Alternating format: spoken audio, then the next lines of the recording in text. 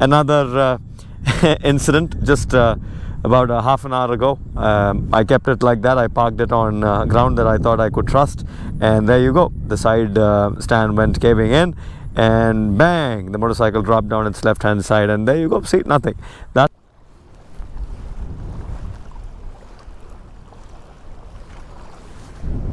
holy shit.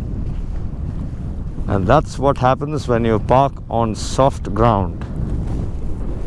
Whoa, whoa, whoa, this is going to be some work. Whoa, whoa, whoa, whoa, whoa, 1, 2, 3, and go. And go, and go, and go. And yep. Whoa, look at that. That is why you have the double take. The double take moves out of place and nothing happens to it. And then that is also why you have knuckle guards. Knuckle guards take the beating. 99% of the times they don't transfer the beating to the handlebar, and the handlebar is not bent. Well, coming back to today's subject, sorry to keep you waiting, but today's subject is going to be interesting. I got myself a new KTM 390 Adventure handlebar, and I'll keep it short and sweet and simple. Why? I had a KTM Duke 390 handlebar, and now I've moved on to a KTM 390 Adventure handlebar. 2 or 3 reasons for which I have swapped my older handlebar for this one. Number 1 is the width. I was starting, I've had plenty of issues with my shoulder. I've had plenty of crashes, and so let me just show to you guys what I mean. This muscle here, this soft tissue over here, you could call it the rotator cuff. Oh, there's somebody else in the mirror. Who's that? Yep, I'm with my riding buddy, my partner for life. That's Ashi, and Ashi is back from another trip of hers. She just keeps going on these trips without me, and I'm definitely mad at her for doing that to me. But then again, what can you say when you have somebody in your life who's way more into travel than you are? Bound to happen. Any which ways, coming back to the topic, so this is an injured shoulder. I've injured it at least 10 plus times, and all the soft tissue there was starting to get to my nerves, all the pain, all the hurt, all the tear. I just couldn't live with it anymore. And the problem with a bruised shoulder is when you have a handlebar which is not this wide, and you have to kind of ride it like this. This was my previous handlebar. This is where my hands were in my previous handlebar. And what happens after a point of time when you ride like this is you kind of create an inward force. You know, there's force going from the arm back to the shoulder, right? Every time you brake, every time you have to counter steer, every time you have to steer. There's a lot of reverse forces. I don't know what to call it, but there's a lot of forces that go back into the shoulder. You're kind of pushing the handlebar at times. So it was just starting to get to me, and yeah, I did some research, I did some reading, and I understood that the wider the handlebar, the more easy it is going to be for my shoulder. My shoulder is not going to be feeling, kind of sprained or hurt towards the end of the day. This is ergonomics. This is me talking about why did I choose the KTM handlebar, not the KTM Adventure handlebar over the Duke handlebar. So this is not going to be a video that I will try and sell as a swap for all of you riders out there. The handlebar that I recommend is the KTM Duke 390 handlebar any given day. For that you need handlebar risers, and that's all there is to it. If you get yourself these pivotable style handlebar risers, you will easily be able to mount your Duke 390 handlebar on them. It's a kind of a fat bar style handlebar with a widened center portion, and starts tapering down to both the sides. Yeah, so that was reason number 1, that I am kind of helping my shoulder out. If you watch, I don't know if you guys can see, these are marks from a lot of hits that I've taken. My right shoulder was broken once. This was broken twice, in fact. And this has had plenty of hits and tears and cracks. The list goes on and on and on. All thanks to motorcycling. So this is definitely helping my shoulder out.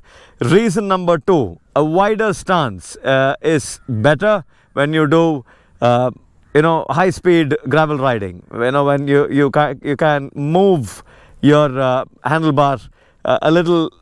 You don't have to put in so much of effort to twist the shorter handlebar to keep maneuvering with the shorter handlebar. With the wider handlebar, all you need to do is just that much or that much, counter steer, and this motorcycle just keeps gliding on fast pace off-road terrain.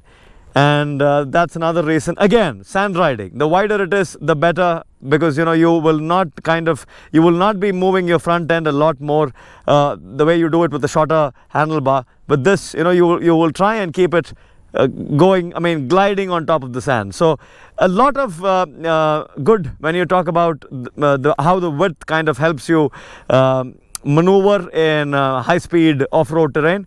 But all said and done, one thing that I want you guys to know is, unless you learn how to ride with wider handlebars, learn, by that I mean spend enough time every day and try and take feedback from the motorcycle, get what it's trying to tell you, and then correct your riding style accordingly. A wider handlebar is going to be a very new learning curve for most of you. Number 3, another most important reason why I got the handlebar is because of this.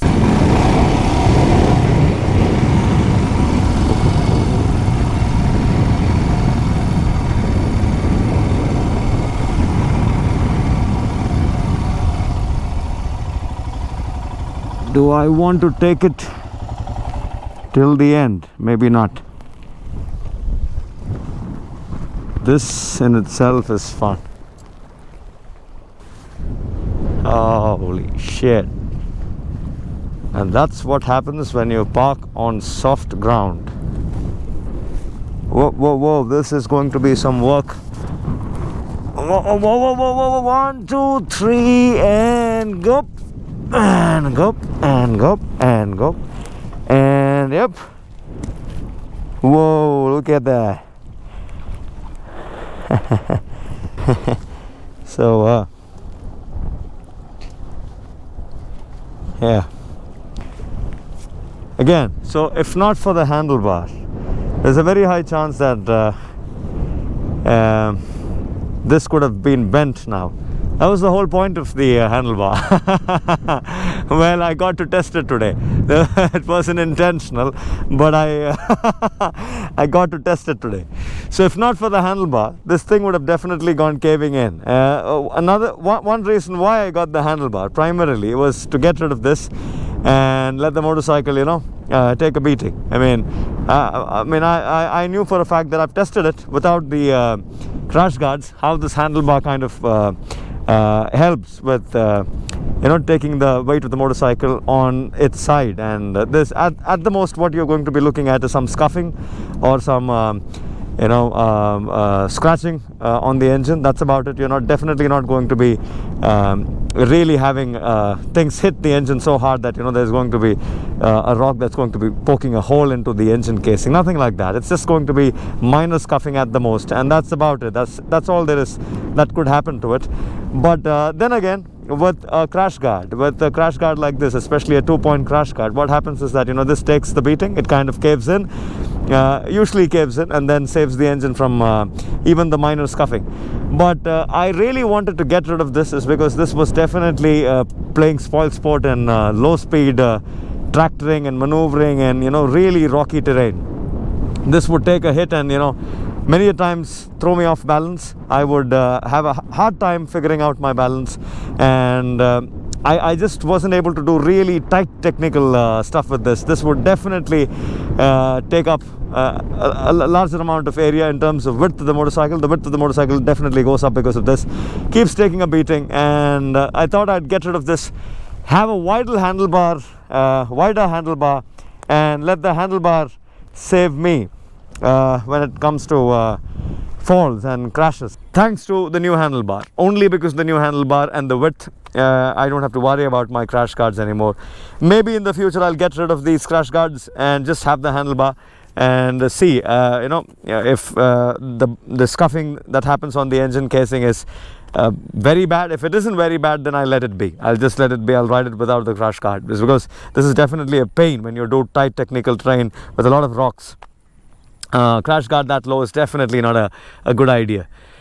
Okay, so that will be it. Like I always say, my experience, my time, my money, if it is useful to a lot of fellows out there in one way or the other, if you guys benefit from me doing all this and then sharing all of this information on the YouTube channel, kindly support the channel by subscribing to it, sharing these videos, and helping fellow riders out, fellow Himalayan riders out, is because it's a hardcore Himalayan channel, and I would love it if you guys are a little more how do I say, generous.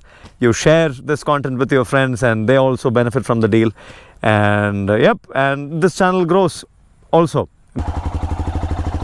Heading back on loose wet terrain.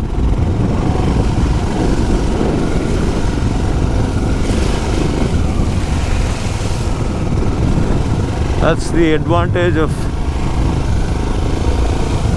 riding the Himalayan.